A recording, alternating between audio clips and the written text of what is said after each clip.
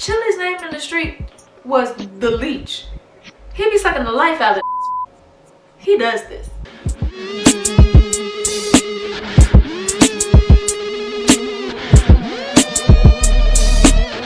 What's up, everybody? It's your girl Lauryn Simone, welcoming you to another episode of Books, Booze, and Bops, where we keep you lit and literate.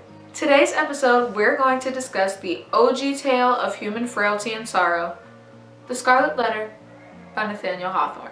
Nathaniel Hawthorne wastes no time setting the scene for this book, okay? The Salem witch trials, present and accounted for, guillotines, gallows, and whipping posts as far as the eye can see.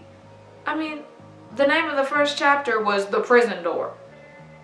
Enter Hester Prynne, the protagonist of this novel and the true definition of a bad Hester was put in jail and publicly shamed for, wait for it, being an adulterer. New England was a land where iniquity is searched out and punished in the sight of rulers and people. In other words, people ain't got nothing better to do than to be all up in your business. And if you ain't living as saintly as Jesus Christ himself, then you would be publicly shamed, humiliated, and or stoned.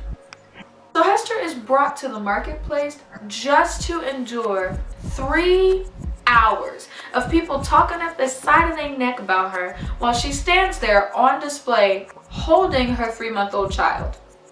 Yes, they put her in jail with her child. Enter Dimsdale, the town minister and sickly little Hester recognizes him. Why?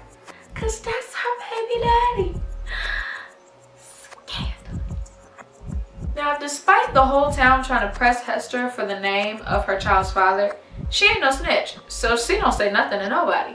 Quote, "My child must seek a heavenly father. She shall never know an earthly one." Period. Enter Roger Chillingsworth, the physician. Hester's warden felt as though she needed some medical attention, so they brought in this dude with no medical degree to be her doctor.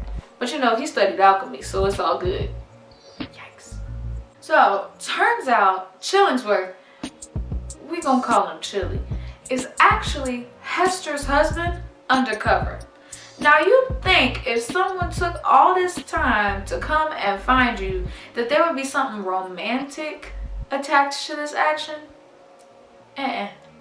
Quite the opposite.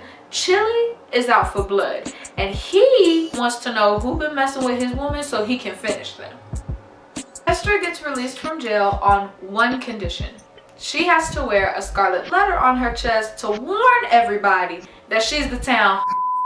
She would become the general symbol at which the preacher and moralist might point, and in which they might vivify and embody their images of woman's frailty and sinful passion. The only person who loved Hester unconditionally was her baby girl Pearl, the resident savage of the novel. She don't take no and she don't do that fake mess. She protects her mama fiercely. Now, the whole town thinks that Pearl is evil because of her sinful conception, when in reality, she's the realest person in the whole book. Now, here's where things get juicy. In a custody battle for her child, Hester finds out that Dimsdale has a new doctor, and his name is Chilly. Now, when the city tries to take Pearl from Hester, she says absolutely not, and looks to her baby daddy for support. Remember, Dimsdale got all the clout in the city, so he successfully convinces everybody to let Hester keep Pearl. Now, Chilly peeps the passion that Dimsdale had to protect Hester and realizes that Dimsdale is the father. This is where all hell breaks loose. Literally. I personally think that Chilly had been scoping Dimsdale out for a minute. Ain't no way he just happened to show up in the town where his wife was and found her side piece that quick. Chilly's name in the street was the leech. He be sucking the life out of He does this. Chili finagles his way into being Dimsdale's doctor, therapist, confidant, and friend for 7 years, my guy, just so that he can build up enough information to ruin Dimsdale. Kind of like that episode of Girlfriends where Maya's side piece ended up becoming friends with Darnell. Whew, just crazy. Chili was literally psychologically torturing Dimsdale for fun. Dimsdale would lock himself in the closet with tapestries of David and Bathsheba and Nathaniel the prophet and whip himself to the point where he started seeing. In the 7th year, Dimsdale sleepwalks to the scaffold where Hester was publicly humiliated at the beginning of the novel and starts losing his ever-loving mind. Hester and Pearl post up, and that's when he finally claims them. But nobody was there to see it.